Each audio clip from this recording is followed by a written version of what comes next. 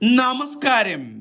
Infinite സ്റ്റോറീസിന്റെ പുതിയൊരു അധ്യായത്തിലേക്ക് എല്ലാവർക്കും സ്വാഗതം.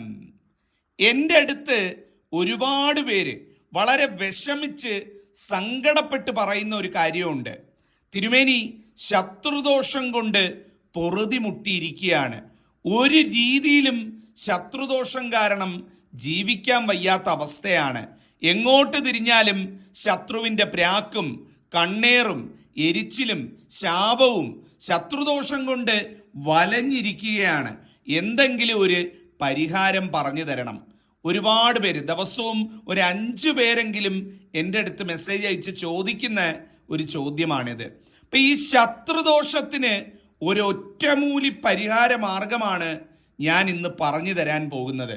നിങ്ങൾ ശത്രുക്കളെ കൊണ്ട് വലയുന്ന ഒരാളാണ് എന്നുണ്ടെങ്കിൽ, ശത്രുദോഷം കൊണ്ട് പൊറുതിമുട്ടിയിരിക്കുന്ന ഒരാളാണ് എന്നുണ്ടെങ്കിൽ, ഞാൻ ഈ പറയുന്ന കർമ്മം ഒന്ന് ചെയ്തു നോക്കൂ.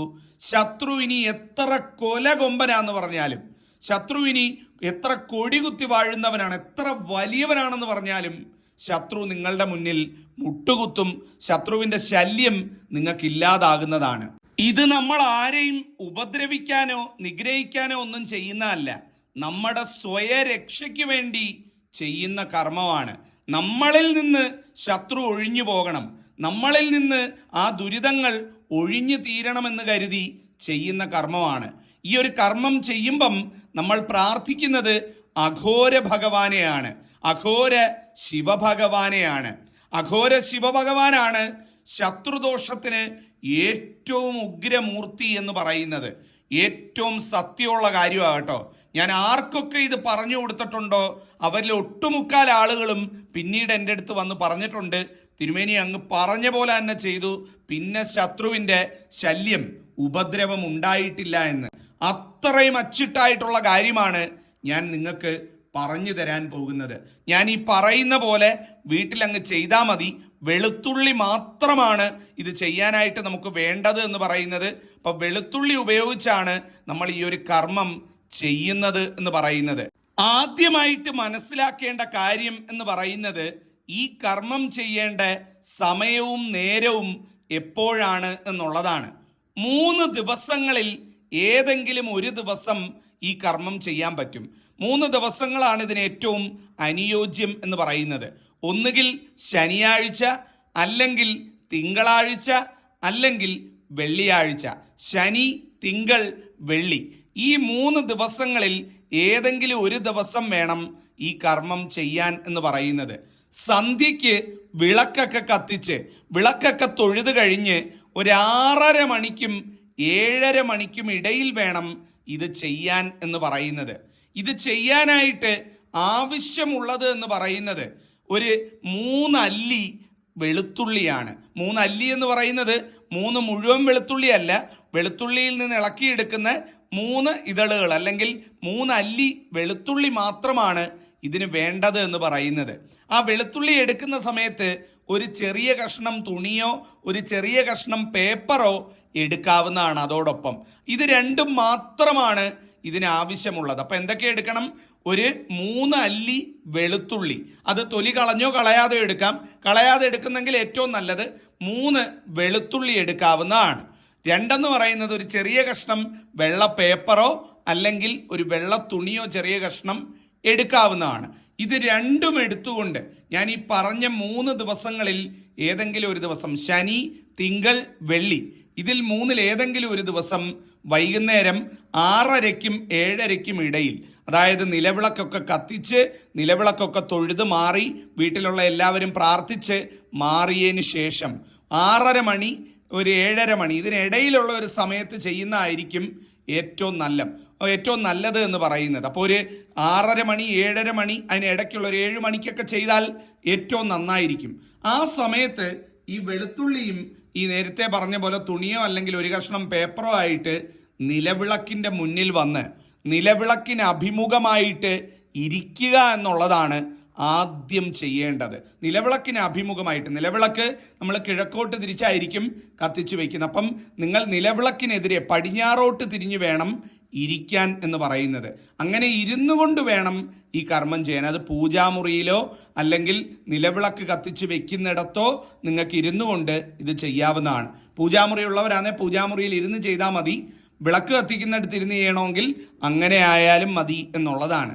ഇത് ചെയ്യാനായിട്ട് ഇരിക്കുന്നതിന് മുമ്പ് കുളിച്ച് ശുദ്ധിയായി ശരീരശുദ്ധി ഉറപ്പുവരുത്തിയിരിക്കണം. അത് ഏറ്റവും നിർബന്ധമായിട്ടുള്ള കാര്യമാണ്. ശരീരശുദ്ധി ഇല്ലാതെ ഇത് ചെയ്യാൻ പാടില്ല. പുലപാലായ്മ, ആർത്തവ അശുദ്ധി ഇതൊക്കെ ഉള്ളവര് ഈ കർമ്മം ചെയ്യാൻ പാടുള്ളതല്ല. ആ ഒരു കാര്യവും കൂടെ മനസ്സിലാക്കുക. അപ്പൊ ശാരീരിക ശുദ്ധി ഉറപ്പുവരുത്തി ഏറ്റവും ഐശ്വര്യമായിട്ട് വ്രതമൊന്നും നിൽക്കണമെന്നില്ല, കുളിച്ച് ശരീരശുദ്ധി ഉറപ്പുവരുത്തിക്കൊണ്ട് ഈ വസ്തുക്കൾ എടുത്തുകൊണ്ട് നിലവിളക്കിന് അഭിമുഖമായിട്ട് ഇരിക്കുക എന്നുള്ളതാണ് ആദ്യം ചെയ്യേണ്ടത്. നിലവിളക്കിന് മുന്നിൽ ഇരുന്നു കൊണ്ട് ആദ്യം തന്നെ ഇരു കൈകളും കൂപ്പിക്കൊണ്ട്, ആ നിലവിളക്കിന് മുന്നിൽ ഇരു കൈകളും കൂപ്പിക്കൊണ്ട് അഘോര ശിവഭഗവാനെ പ്രാർത്ഥിക്കുക. ആരെയാണ്? അഘോര ശിവഭഗവാനെ.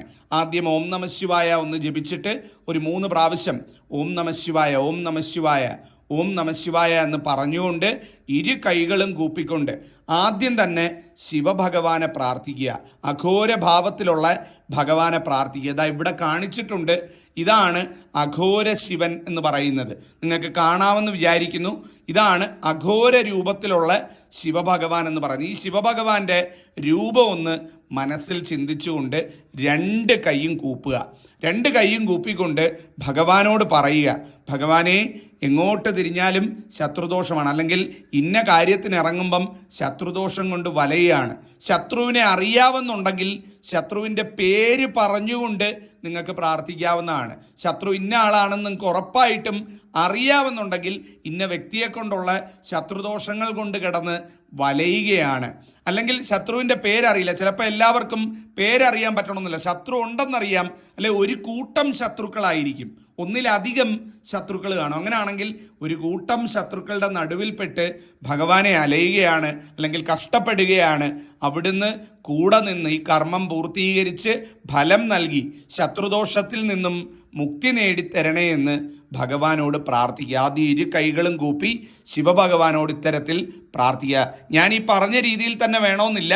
നിങ്ങൾക്ക് ഇതിൻ്റെ ഒരു മോഡലിൽ, നിങ്ങൾ സംസാരിക്കുന്ന രീതിയിൽ, നിങ്ങൾ പ്രാർത്ഥിക്കുന്ന രീതിയിൽ ഭഗവാനോട് കാര്യം പറയുക എന്നുള്ളതാണ്. പറഞ്ഞിട്ട് വേണം ആ വെളുത്തുള്ളി എടുക്കാനെന്ന് പറയുന്നത്. പറഞ്ഞതിന് ശേഷം 3 വെളുത്തുള്ളി ഒരു പാത്രത്തിൽ കൊണ്ടുവച്ചിട്ടുണ്ട്. അതിൽ ആദ്യത്തെ അല്ലി വെളുത്തുള്ളി എടുക്കുക. എടുത്തതിന് ശേഷം ആ നിലവിളക്കിൻ്റെ മുന്നിൽ ഇരുന്നു കൊണ്ട് 3 തവണ നിങ്ങളുടെ തലയ്ക്ക് ഒഴിയുക. എത്ര തവണ? 3 തവണ. ഘടികാര സൂചി ഓടുന്ന ദിശയിൽ നിങ്ങളുടെ തലയ്ക്ക്, ശരീരം മൊത്തം വേണ്ട, തലയ്ക്ക് മാത്രം 3 തവണ ഒഴിയുക. ഒഴിയുന്ന സമയത്ത് ഓം അഘോരായ നമ എന്ന് ചൊല്ലിക്കൊണ്ട് വേണം ഒഴിയാനായിട്ട് എന്ന് പറയുന്നത്. എങ്ങനെയാണ്? ഓം അഘോരായ നമ എന്ന് പറഞ്ഞുകൊണ്ട് 3 തവണ ആദ്യത്തെ അല്ലി വെളുത്തുള്ളി ഉപയോഗിച്ച് തലയ്ക്ക് ഒഴിയുക. ഒഴിഞ്ഞതിന് ശേഷം ആ വെളുത്തുള്ളി മാറ്റി നിങ്ങൾ കൊണ്ടുവന്ന് വെച്ചിരിക്കുന്ന പേപ്പറിലോട്ടോ തുണിയിലോട്ടോ വെക്കുക എന്നുള്ളതാണ്. ഒന്നുകിൽ പേപ്പറല്ലേ തുണി, അത് മതി, അതിലേക്ക് വെക്കുക. 2ാമത്തെ അല്ലി വെളുത്തുള്ളി എടുക്കുക. എടുത്തിട്ട് ഇതുപോലെ തന്നെ 3 പ്രാവശ്യം, പതുക്കെ 3 പ്രാവശ്യം തലയ്ക്ക് ഒഴിയുക. ഒഴിയുന്ന സമയത്ത് ഓം മൃഢായ നമ എന്ന് ചൊല്ലുക. എങ്ങനെയാണ്? ഓം മൃഢായ നമ എന്ന് 3 തവണ തലയ്ക്ക് ഒഴിഞ്ഞ് ചൊല്ലുക. ചൊല്ലിക്കൊണ്ട് ആ ഒഴിഞ്ഞ വെളുത്തുള്ളിയും ആ തുണിയിലേക്ക് അല്ലെങ്കിൽ പേപ്പറിലേക്ക് വെക്കുക. 3ാമത്തെ അല്ലി വെളുത്തുള്ളി എടുക്കുക. ഓം ഖണ്ഡപരശവേ നമ എന്ന് ചൊല്ലിക്കൊണ്ട് 3 തവണ തലയ്ക്കൊഴിയുക. എന്നിട്ട് 3ാമത്തെ വെളുത്തുള്ളിയും മറ്റു വെളുത്തുള്ളികളുടെ കൂടെ വെക്കുക. ഇപ്പം കൊണ്ടുവന്ന 3 വെളുത്തുള്ളിയും തലയ്ക്കൊഴിഞ്ഞ് നിങ്ങൾ ആ പാത്രത്തിൽ അല്ലെങ്കിൽ ആ തുണിയിൽ അല്ലെങ്കിൽ ആ പേപ്പറിൽ വെച്ചിട്ടുണ്ട് എന്നുള്ളതാണ്.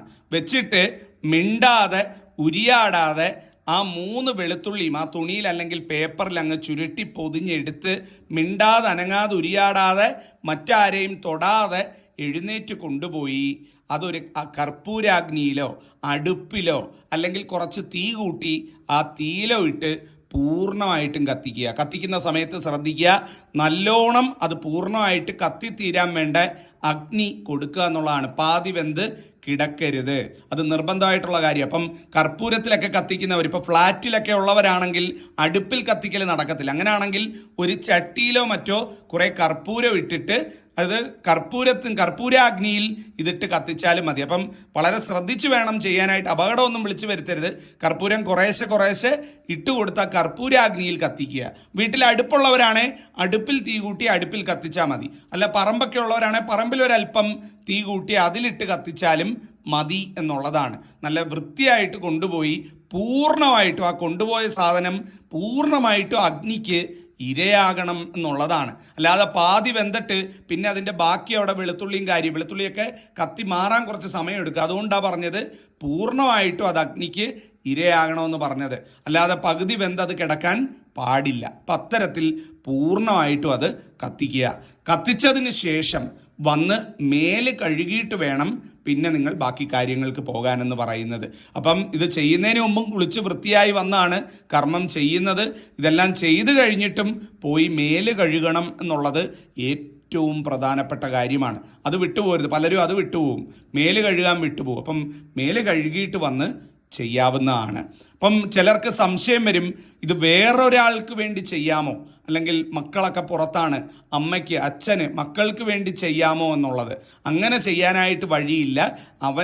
അവനവന് വേണ്ടി അല്ലെങ്കിൽ കുടുംബത്തിന് വേണ്ടി ചെയ്യാം. കുടുംബത്തിനെന്ന് പറയുമ്പം ഒരു ഗൃഹനാഥൻ അല്ലെങ്കിൽ ഗൃഹനാഥ എന്നുള്ള കണക്കിൽ ആ വീടിന് വേണ്ടി ചെയ്യുന്നത് ചെയ്യാവുന്നതാണ്. എൻ്റെ വീട് അപ്പോൾ പ്രാർത്ഥിക്കുന്ന സമയത്ത് വീടിന് മൊത്തത്തിൽ പറഞ്ഞ് പ്രാർത്ഥിച്ചുകൊണ്ട് ഇത് ചെയ്യാവുന്നതാണ്. അപ്പം അച്ഛനും അമ്മയൊക്കെ ചെയ്യുകയാണെന്നുണ്ടെങ്കിൽ കുടുംബത്തിന് വേണ്ടി ചെയ്യുക. മക്കളൊക്കെ പുറത്താണെന്നുണ്ടെങ്കിൽ മക്കളെയും കൂടെ കുടുംബത്തിൽ സങ്കല്പിച്ച് മക്കൾക്കും കൂടി വേണ്ടി ചേർത്ത് മൊത്ത കുടുംബത്തിന് വേണ്ടി ചെയ്യുക എന്നുള്ളതാണ്. അല്ലാതെ മറ്റൊരാൾക്ക് വേണ്ടി ഒരാൾക്ക് ചെയ്യാൻ പറ്റത്തില്ല.